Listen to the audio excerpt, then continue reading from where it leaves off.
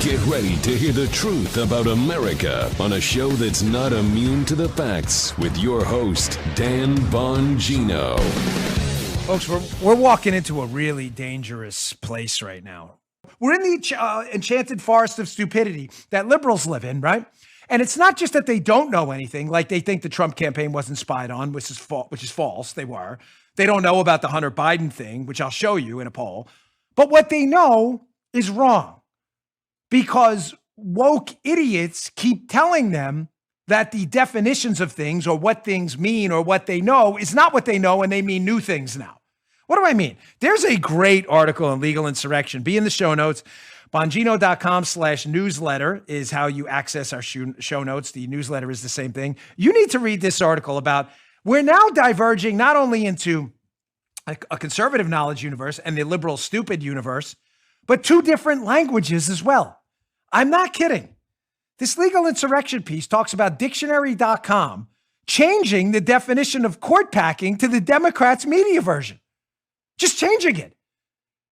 Dictionary.com, who, like Leslie Stahl, who had one job to verify facts, yet claims in her interview the media doesn't verify facts, Dictionary.com has one job. Literally, not figuratively, one job. Look up literally if dictionary.com doesn't change it. It's to tell people what words mean. Dictionary.com. Dictionary.com. You have one job. So what's fascinating about dictionary.com is when hack Democrats decide they want to change the meaning of words to things they don't mean, dictionary.com, which is supposed to tell you what they mean, tells you they mean something that they don't mean, which just further reinforces my view that when you're in the liberal, stupid, enchanted forest, not only do you not know anything, which makes you stupid, but what you do know is wrong. Here's an example on dictionary.com of liberals walking around the enchanted forest of stupidity who are under the ridiculous idea that the term sexual preference is in fact offensive. Anyone remember the history behind this one? This is Steve Krakauer on Twitter. Mazie Hirono and Amy Coney Barrett, Mazie Hirono, otherwise known as Crazy Mazie, the liberal Democrat radical senator from Hawaii, challenged Amy Coney Barrett, Trump's nominee for the Supreme Court, who's now been confirmed, because she used the term sexual preference. And Mazie Hirono's like, that term is now offensive. Look what happened on dictionary.com. They changed the definition. There you see it. The screenshot right there. If you want to watch on Rumble, you can see it. The definition before Mazie Hirono said nothing about it being offensive. After Mazie Hirono, dictionary.com changed it. Look at the bottom. Offensive. Offensive. See paragraph below. They only changed it because Mazie Hirono, Crazy Mazie from Hawaii, randomly out of nowhere claimed the term sexual preference is offensive, and dictionary.com made it so the people wander around the stupid forest now. If you dare mention sexual preference in the stupid forest, you're homophobic, transphobic, biphobic, you're phobophobic, histophobic, phobophobia. And people are like, wait, what? I checked dictionary.com yesterday, said it was okay. I thought I was okay. You're not okay. They changed it today. You don't know that? You're not on their email list? Come on, guy.